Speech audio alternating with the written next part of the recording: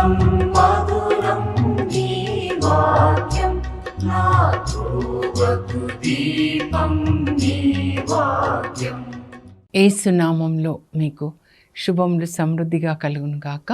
మధురం నీ వాక్యం అనే కార్యక్రమానికి స్వాగతం. ఈరోజు మనం పరిశుద్ధాత్మ 9 వరములు అనే అంశంలో 5వ భాగంగా స్వస్థత వరాన్ని గురించి ధ్యానించుకుందామండి. మధురం మధురం నీ వాక్యం నా త్రోవకు దీపం నీ వాక్యం. మేము స్వస్థపరచు యావేను నేనే అని దేవుడే చెప్తారండి. నిర్గమకాండము 15:26లో మన స్వస్థతకి మూలము దేవుడే, యేసు ప్రభు యొక్క శిలువ మరణం. ఎందుకంటే యెషయా 53:5లో ఆయన పొందిన దెబ్బల ద్వారా మనకి స్వస్థత. యేసు ప్రభు మన పాపాన్ని, మన రోగం, మన యొక్క శాపం 3 కూడా తన మీద వేసుకొని శిలువకి కొట్టేశారు. ఆయన పొందిన దెబ్బల ద్వారా మనకి స్వస్థత. ఆయన మరణము పాప పరిహార బలి ఆయను అని రాస్తాడండి. యెషయా 53 యేసు ప్రభు పుట్టడానికి 740 సంవత్సరాల క్రితమే రాస్తాడనమాట. అలాగే పేతురు కూడా రాస్తాడండి. 1 పేతురు 2:24లో మనమందరం కూడా పాపమునకు మరణించి నీతికి జీవించినట్లుగా ఆయన మనందరి పాపములు తన మీద వేసుకొని సిలువకి కొట్టేశాడు. ఆయన పొందిన దెబ్బల ద్వారా మనకి స్వస్థత. యేసు ప్రభు లోక పాపములను మోసుకొని పోవు దేవుని గొర్రెపిల్లగా మన కొరకు సిలువలో మరణించాడు. మనందరి పాపాలు తన మీద వేసుకొని, ఎందుకు అంటే మనం నీతిగా జీవించడానికి. ఆయన నీతిని మనకిచ్చి సిలువ చెంత మన పాపాన్ని ఆయన తీసుకున్నాడు. మనం నీతిగా జీవించి పాపానికి మరణించాలి. యేసుక్రీస్తు సిలువ మరణము మనందరి పాపానికి కూడా మరణం. అందరం పాపంలో మరణించి యేసుక్రీస్తు లేచినట్లుగా ఆయన నీతిని ధరించుకొని మనం లేవాలి. ఇప్పుడు మోక్షారోహణ పండుగ మనం ధ్యానించుకున్నాం 40వ దినాన. ఇంకా ఇప్పుడు పెంతెకోస్తు, పరలోకానికి వెళ్ళి యేసు ప్రభు మనందరి కొరకు తన రక్తాన్ని తండ్రికి ఇచ్చి తండ్రిని ప్రార్థించి పరిశుద్ధాత్మని పొంది అక్కడ మొదటిసారి 2000 సంవత్సరాల క్రితము మేడ పైగదిలో ఉన్న అపోస్తుల మీద, శిష్యుల మీద పరిశుద్ధాత్మని కుమ్మరిస్తారు. అయితే ఇప్పుడు ఆ రోజు నుంచి ఇప్పటి వరకు కూడా పరిశుద్ధాత్మ కుమ్మరింపు జరుగుతూనే ఉందండి. వాక్యం వింటున్నప్పుడు, దాన్ని పాటిస్తున్నప్పుడు పరిశుద్ధాత్మ కుమ్మరింపు జరుగుతూనే ఉంటుంది. ఆయన 2వ రాకడ వరకు. ఇప్పుడు మీరు వాక్యం వింటున్నారు, అప్పుడు వాక్యంతో పాటు పరిశుద్ధాత్మ మీలోనికి వచ్చి బైబిల్ గ్రంథాన్ని చదివి దాన్ని పాటించే కృప ఇస్తారండి. అపోస్తుల కార్యాలు 10వ అధ్యాయంలో 44వ వచనం. 10వ అధ్యాయం అనగానే కొర్నేలియస్ ఇల్లండి, కైసారియాలో అన్యుడు. ఆయన కూడా ఒక శతాధిపతి అన్నమాట. ఆయన ఇంట్లో పేతురు ప్రసంగం చేస్తున్నప్పుడు అందరూ అన్యులు వింటూ ఉన్నారండి. అప్పుడు వాక్యం వింటూ ఉన్నప్పుడు వింటున్న వాళ్ళందరి మీద పరిశుద్ధాత్మ కుమ్మరించబడుతుంది. అప్పుడు వాళ్ళు భాషల్లో మాట్లాడి దేవుని స్తుతిస్తారు. తర్వాత బాప్తిస్మం పొందుకొని యేసు ప్రభుని సొంత రక్షకునిగా అంగీకరిస్తారు. ఇదే ఇప్పుడు జరుగుతుందండి. అది తొలకరి వర్షం 2000 సంవత్సరాల క్రితం జరిగింది. ఇప్పుడు ఇది కడవరి వర్షం. ఇంకా అందరి మీద దేవుడు తన ఆత్మని కుమ్మరిస్తారు. అన్యులని తేడా లేదు, క్రైస్తవులని యూదులని తేడా లేదు. భూమి మీద ఉన్న అందరి మీద ఆత్మని కుమ్మరిస్తారు. వాక్యం వింటున్నప్పుడు, చదువుతున్నప్పుడు. కనుకనే మనం వాక్యాన్ని చదవాలండి. ఈరోజు పరిశుద్ధాత్మ 9 వరాల్లో 5వ వరం, మరి స్వస్థపరిచేటటువంటి వరాన్ని గురించి. యేసు ప్రభువులో శక్తి, స్వస్థతనిచ్చే శక్తి ఉందన్నమాట. అందుకే ఆయనను తాకాలని అనేక మంది తహతహలాడతారండి. అందుకే లూకా సువార్త 5లో చూస్తే జనాలు నెట్టుకుంటూ యేసుప్రభు దగ్గరికి వస్తారు వాక్యం వినడానికి ప్రొద్దున్నే. అయితే తన మీద పడతారేమో, ఎందుకంటే ఆయనను తాకితే స్వస్థత అని. అప్పుడు యేసుప్రభు పేతురు వాళ్ళ పడవలో కూర్చొని సువార్తను బోధిస్తాడనమాట. నీళ్ళలో ఉంటే వాళ్ళు రారు అని చెప్పి. అయితే ఇప్పుడు చూద్దామండి, స్వస్థత మనందరం ఆరోగ్యంగా ఉండడము దేవుని యొక్క అభిలాష అండి, యేసు ప్రభుకి ఇష్టం. ఇది ముందు మీరందరూ గ్రహించాలి. మత్తయి సువార్త 8వ అధ్యాయం. అందుకే ఈరోజు నేను మత్తయి సువార్త గ్రంథాన్ని తీసుకొచ్చాను. ఈ సంవత్సరము మత్తయి సువార్త మనం చదువుకొని ధ్యానించి పాటించాలండి. ఈ మత్తయి సువార్తలో మరి 8వ అధ్యాయం అండి. కుష్ఠరోగి ఒకడు యేసు ప్రభు యుద్ధకు వచ్చి మోకరించి అంటాడు, ప్రభువా నీకు ఇష్టమైనచో నన్ను స్వస్థపరచండి అని. ప్రభు అంటారు, నాకు ఇష్టమే నాయనా, నాకు ఇష్టమే అని కుష్ఠరోగిని తాకి స్వస్థపరుస్తారండి. అప్పుడు ఆయనను తాకినప్పుడు యేసు ప్రభులో ఉన్న స్వస్థత శక్తి కుష్ఠరోగిలోనికి వెళ్ళి ఆయన స్వస్థత పొందుతాడు. ఏం గ్రహించాలంటే యేసు ప్రభుకి ఇష్టం మన ఆరోగ్యంగా ఉండాలి, ఆనందంగా ఉండాలి, ఆత్మలో ఎదుగుతూ ఉండాలి. ఆయన వాక్యం ప్రకారం మనం జీవించాలని ఆయనకి ఇష్టం అండి. అందుకే యోహాన్ 3వ లేఖలో యోహాన్ రాస్తాడు. యోహాన్ ఎప్పుడు యేసుప్రభు గుండెల్లోంచి రాస్తాడు, ఆయన గుండెల మీద ఆనుకొని అన్నమాట. 3వ యోహాను 2లో యోహాన్ ఏం రాస్తాడంటే, నా ప్రియమిత్రుడా నీకు సర్వదా శుభమగునుగాక, నీ ఆత్మ వర్ధిల్లుచున్న ప్రకారం నీవు అన్ని విషయాల్లో వర్ధిల్లి ఆరోగ్యముగా సుఖముగా ఉందుగాక. ఇది దేవుని యొక్క అభిలాష అండి. మన జీవితంలో మన ఆత్మ వర్ధిల్లుతూ ఉండాలి, వర్ధిల్లాలన్నమాట. యోసేపు ఐగుప్తులో వర్ధిల్లాడు చూడండి, నీతిలో వర్ధిల్లాడు, జ్ఞానంలో వర్ధిల్లాడు. దేవుడు ఆయనని గవర్నర్ని చేశాడు. మన ఆత్మలో వర్ధిల్లాలండి, అప్పుడు శరీరంలో కూడా మనం వర్ధిల్లుతామన్నమాట. ఆత్మలో వర్ధిల్లుతూ ఉంటే దేవుని యొక్క వాక్యం చదివి దాన్ని ధ్యానిస్తూ ఉన్నప్పుడు, పరిశుద్ధాత్మతో నింపబడినప్పుడు, అప్పుడు మనలో ఉన్న పరిశుద్ధాత్మ యేసుప్రభు మన శరీరానికి కూడా స్వస్థత, ఆత్మకు కూడా స్వస్థత, ఆనంద తైలంతో అభిషేకించి ఎప్పుడు ఆనందంగా ఉంటాం, ఆరోగ్యంగా ఉంటాం. మరి ఈ లోక విషయాల్లో కూడా మనం ఎప్పుడు కూడా వర్ధిల్లుతూనే ఉంటాం. యోసేపు ఆదికాండంలో యోసేపుని మీరు మాదిరిగా తీసుకోనండి. ఎప్పుడు ఇలా ఉండాలని దేవుని యొక్క చిత్తం అన్నమాట. ఇంకా మరి ఇలా ఆరోగ్యంగా ఉండాలంటే ఏం చేయాలి ఒకసారి మనం ధ్యానించుకుందామండి. నిర్గమకాండము 15వ అధ్యాయం 26వ వచనం అన్నమాట. నేను ఈ చిన్న పుస్తకంలో స్వస్థత కొరకు ప్రార్థన అని రాశానండి. అంటే ప్రభు రాయించారు. కోవిడ్ తర్వాత చాలామంది అనారోగ్యం పాలవుతున్నారు, ఏదో ఒక రకమైన బాధ అన్నమాట. అప్పుడు ప్రభు నన్ను ప్రేరేపించారు, బైబిల్ గ్రంథంలో లేఖనాల్లో ఎక్కడెక్కడ స్వస్థత ఉందో అదంతా ఒక చిన్న పుస్తకంలాగా రాసి అందరూ చదువుకోవడానికి వీలుగా ఉండేటట్లు అన్నమాట. ఇప్పుడు నిర్గమకాండము 15వ అధ్యాయానికి వెళ్దామండి.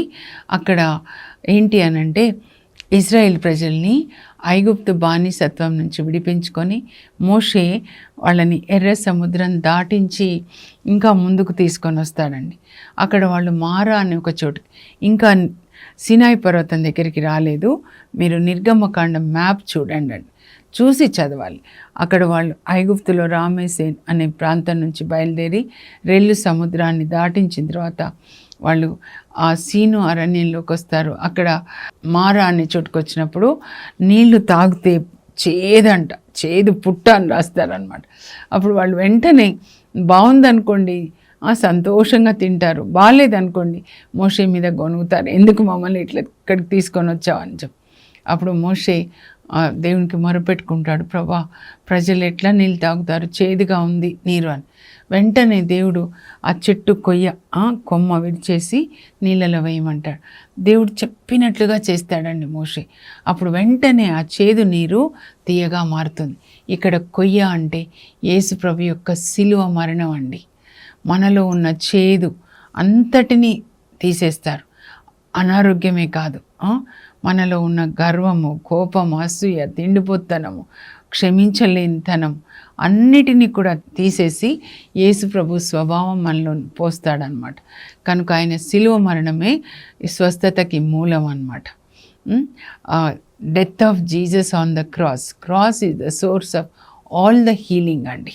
యెషయా 53:5 వ్రాయపడిన విధంగా అన్నమాట. అప్పుడు వాళ్ళు నీళ్లు తీయగా అయిపోతాయి, తాగిన తర్వాత అక్కడ దేవుడు వాళ్ళతో మాట్లాడతారండి. ఏంటి అనంటే నిర్గమకాండం 15:26 ఫస్ట్ మాట్లాడుతున్నారు. అక్కడ వాళ్ళకి కొన్ని ఆజ్ఞలు ఇస్తారనమాట. ఇప్పుడు 10 ఆజ్ఞలు అవన్నీ కూడా సినాయి పర్వతం దగ్గర ఇస్తారు. అయితే ఇక్కడ కూడా ఇస్తారు, మారా అనే చోట అన్నమాట. ఇచ్చి ఏమంటారంటే, మీరు నా మాటలు శ్రద్ధగా విని యావే దృష్టికి ధర్మమైన దాన్ని చేసినచో ఐగుప్తులో ఆ ప్రజలకు ఇచ్చిన ఏ రోగం నేను మీకు ఇవ్వను, మేము స్వస్థపరచు యావేను నేనే. I'm Yahweh Rapha Rophecha, I'm the God who heals you. నేను ఇచ్చిన ఆజ్ఞలన్నీ మీరు పాటిస్తే ఈ లోకంలో అన్యులకు ఇచ్చే రోగాలు ఏది నేను మీకు ఇవ్వను. అంటే ఆరోగ్యం మనకి రావాలి అంటే మనం ఏం చేయాలి? దేవుని యొక్క ఆజ్ఞలు పాటించాలండి. అది చాలా ముఖ్యం. అందుకే సామెతలు 4:20-22 వరకు మీరు చదివితే అక్కడ ఏమని ఉంటుందంటే, నా కుమారా, మీకే చెప్తున్నారనమాట మనందరికీ, నా కుమారా, నా కుమార్తె, నా ఆజ్ఞలు జాగ్రత్తగా శ్రద్ధగా విను, నీ కన్నుల ఎదుట నుంచి దాన్ని ప్రక్కకి పోనీయకు, నీ కన్నుల ఎదుట నుంచి ప్రక్కకి పోనివ్వకు, వానిని నీ హృదయంలో దాచుకో, లాకర్లో బంగారంలాగా. వాని అన్నిటినీ నేను ఇచ్చిన ఆజ్ఞలన్నీ మీరు పాటిస్తే అవి మీ సర్వ శరీరానికి ఆరోగ్యం, అంటే మీ శరీరానికి, మనసుకి, ఆత్మకి ఆరోగ్యాన్ని ఇస్తాయి. దేవుని యొక్క వాక్యం ఏంటి అంటే మందుల సీసా అండి. మీరు బైబిల్ గ్రంథం, బైబిల్ = మందుల సీసా. ఒక్కొక్క వాక్యము, ఒక్కొక్క ఆజ్ఞ, 10 ఆజ్ఞలు అనుకోండి, ఒక్కొక్క ట్యాబ్లెట్ లాగా మీరు వేసుకోవాలన్నమాట. డాక్టర్ ట్యాబ్లెట్స్ వేసుకోండి 3 సార్లు తిన్న తర్వాత అంటే, ఈ ట్యాబ్లెట్స్ తినక ముందే లేవగానే వేసేసుకోవాలన్నమాట.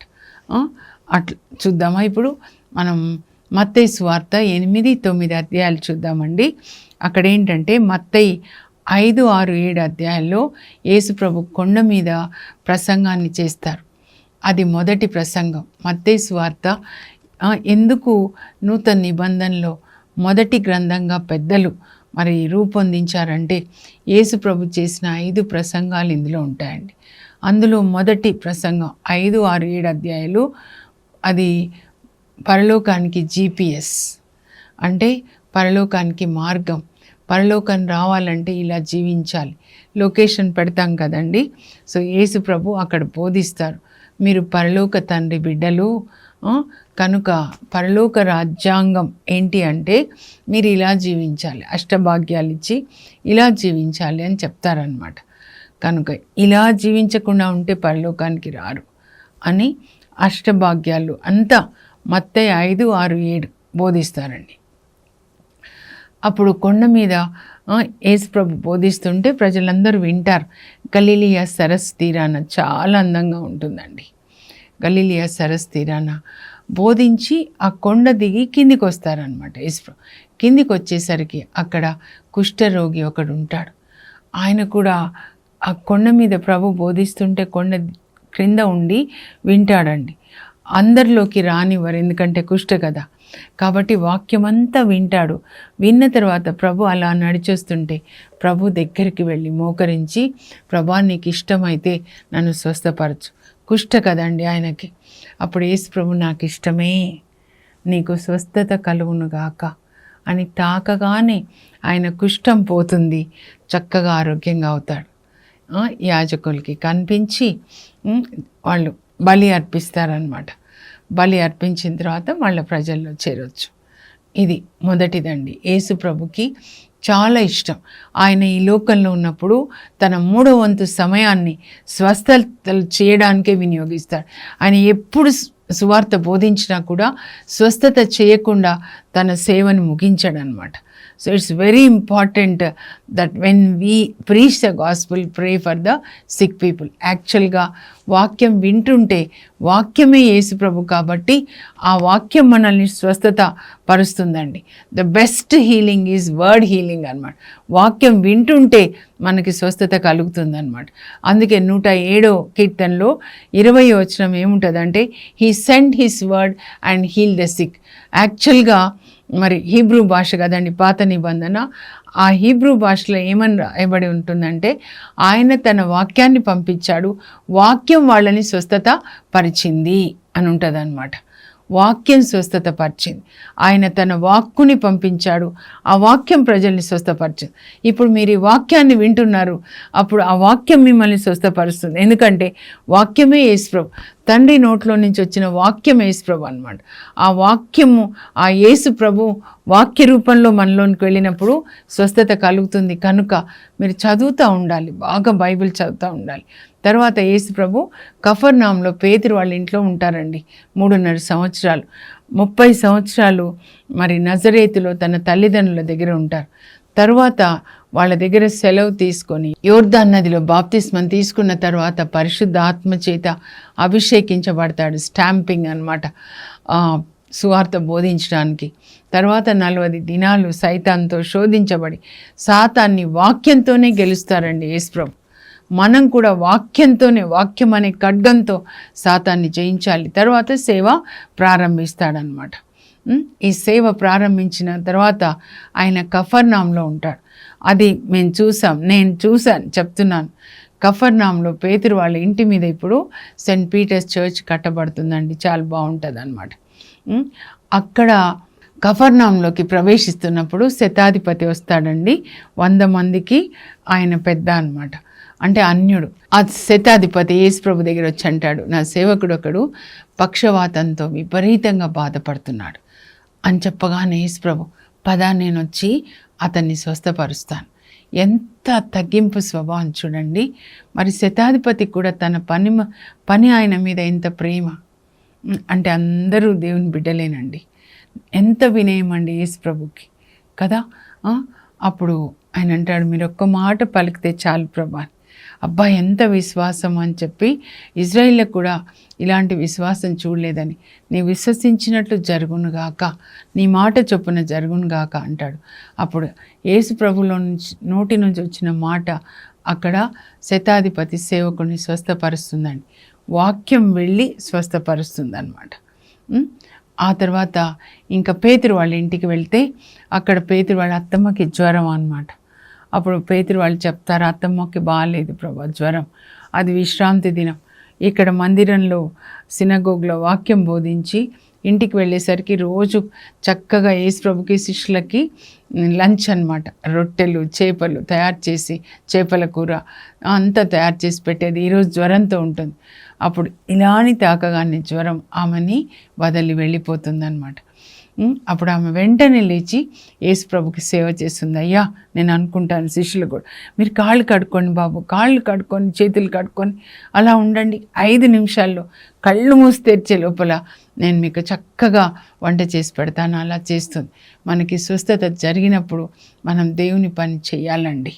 ఆ తర్వాత ఇంకా సాయంకాలానికి వాళ్ళు మళ్ళీ భోంచేసి చుట్టూ అంటే దగ్గరలో ఉన్న గ్రామాలకు వెళ్ళి సువార్తను బోధించి వస్తారు. వచ్చే లోపల ఇంటి ముందు అంతా కూడా మరి రోగులు అక్కడ ఉంటారనమాట. అప్పుడు యేసుప్రభు ఒక్క మాటతో వాళ్ళందరినీ రోగాల్ని స్వస్థపరుస్తాడు, దయ్యాలను వెళ్ళగొట్టి. అంటే చాలా రోగాలు దయ్యాల వల్ల వస్తాయి, అన్నీ కాదండి, కొన్ని అన్నమాట. అప్పుడు ఒక్క మాటతో వాళ్ళందరికీ స్వస్థతనిస్తాడు.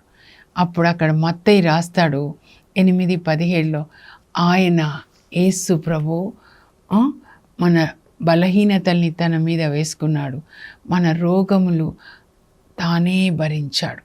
యెషయా 53:5. ఇది అండి మన యొక్క స్వస్థతకి మూలం అన్నమాట. ఆ తర్వాత 9వ అధ్యాయానికి వచ్చినట్లయితే పేతురు వాళ్ళ ఇంట్లోనే యేసు ప్రభు సువార్తను బోధిస్తారండి కఫర్నాంలో. అయితే ఇల్లంతా క్రిక్కిరిసి ఉంటుంది అన్నమాట. కొంతమంది ఒక నలుగురు ఒక పక్షవాత రోగిని పడక మీద తీసుకొస్తారు. లోపలికి తీసుకొని రావడానికి వీలు కానంతమంది మనుషులు.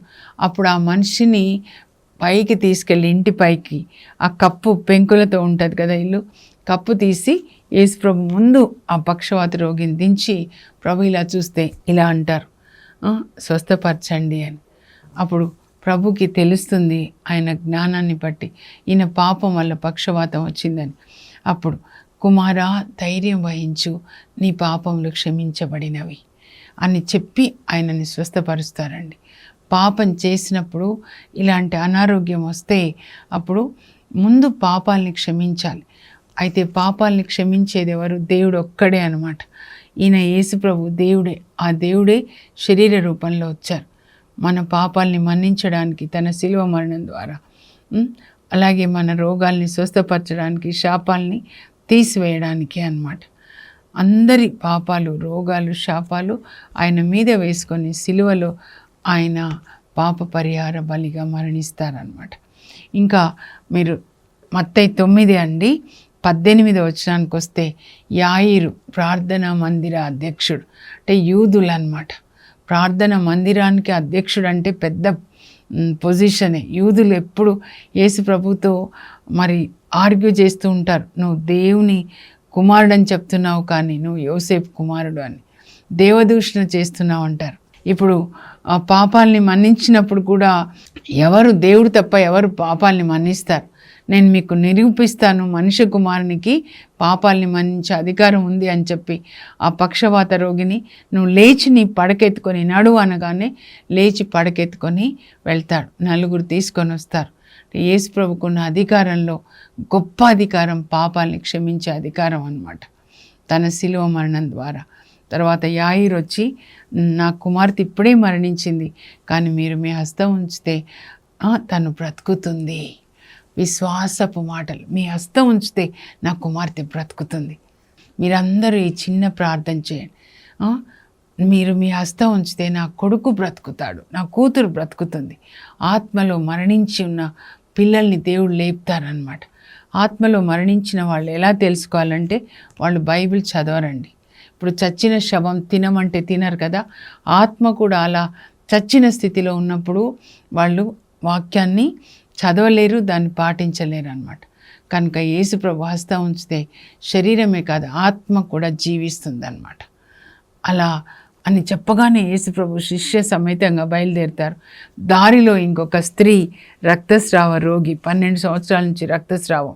డాక్టర్స్ దగ్గర వెళ్తే ఇంకా రోగం ఎక్కువైపోతుంది. కొన్నిసార్లు అలా జరుగుతుంది, అన్నిసార్లు కాదండి. అప్పుడు ఆమె ఎంత విశ్వాసం వింటుందన్నమాట. యేసు ప్రభు నీ తాకితే స్వస్థత, ఆయన తాకితే స్వస్థత, మాటలు స్వస్థత, నేను వెళ్ళి తాకాల్సిందే అని ఆమె వెనక నుంచి వచ్చి ఆయన అంగి అంచు తాకుతుంది. యేసు ప్రభు శక్తి ఆమెలోకి వెళ్తుంది. అప్పుడు ఆమెకి స్వస్థత అన్నమాట. ఆ తర్వాత యేసు ప్రభు లోపలికి వెళ్ళబోతుంటే అందరూ ఎగతాళి చేస్తారనమాట. అయితే ప్రభు అంటారు, ఆ బాలిక మరణించలేదు, నిద్రిస్తుంది అన్నప్పుడే ఆమె బ్రతికిందండి ఆల్రెడీ. ఆయన మాట నిద్రిస్తుంది అనమాట. లోపలికి వెళ్ళి బాలిక లెమ్ము అని చేయి పట్టుకోగానే తలి తాకు అనగానే ఆ బాలిక లేస్తుంది అనమాట. యేసు ప్రభులో అంత శక్తి ఉందండి. కనుక యేసు ప్రభు అంటే తండ్రి నోట్లో నుంచి వచ్చిన వాక్యమే దేవుడు అన్నమాట.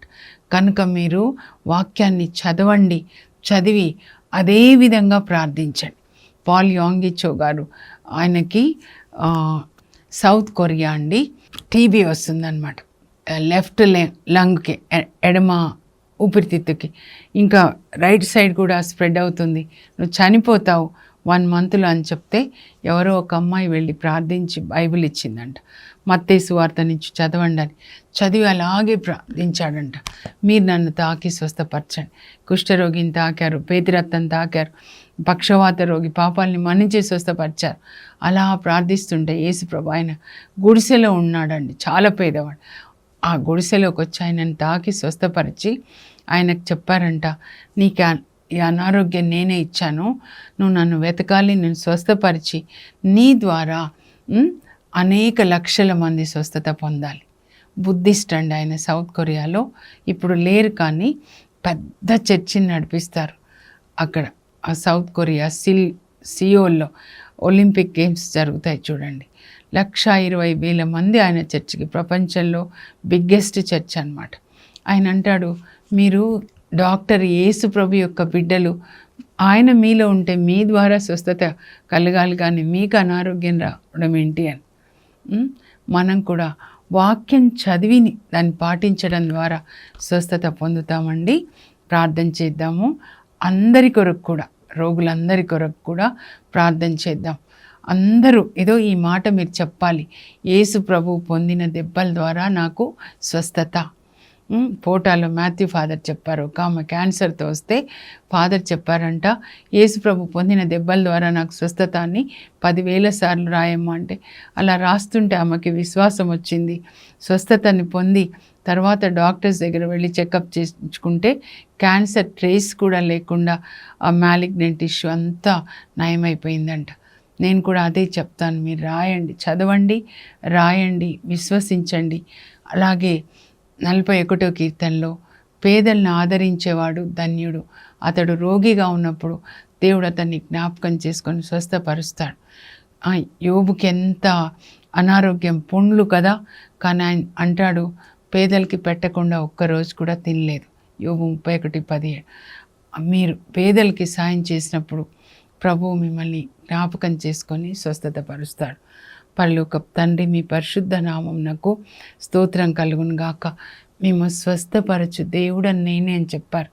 యేసయ్య మీ జీవిత కాలంలో 3వ వంతు రోగులని స్వస్థపరచడానికే మీరు వినియోగించారు. ఇప్పుడు కూడా వాక్యం వింటున్న బిడ్డలందరినీ తాకండి ప్రభా.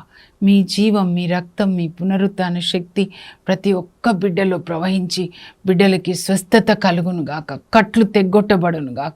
యేసు ప్రభు పొందిన దెబ్బల ద్వారా ప్రతి ఒక్కరికి స్వస్థత యేసు నామంలో ప్రకటిస్తున్నాం తండ్రి, ఆమేన్. మీరు చదువుకోండమ్మా. మత్తయి 8:9, యెషయా 50:3 చదువుకొని అక్కడ ఎలా స్వస్థపరిచారో అలాగే నన్ను స్వస్థపరచండి అని 7,000 మంది రోగుల కొరకు కూడా ప్రార్థించండి. హాస్పిటల్లో ఉన్న, ఇంట్లో ఉన్న డాక్టర్స్ ద్వారా, మందుల ద్వారా, ఈ మందుల ద్వారా స్వస్థత దయచేయండి అని. God bless you. Have a blessed day.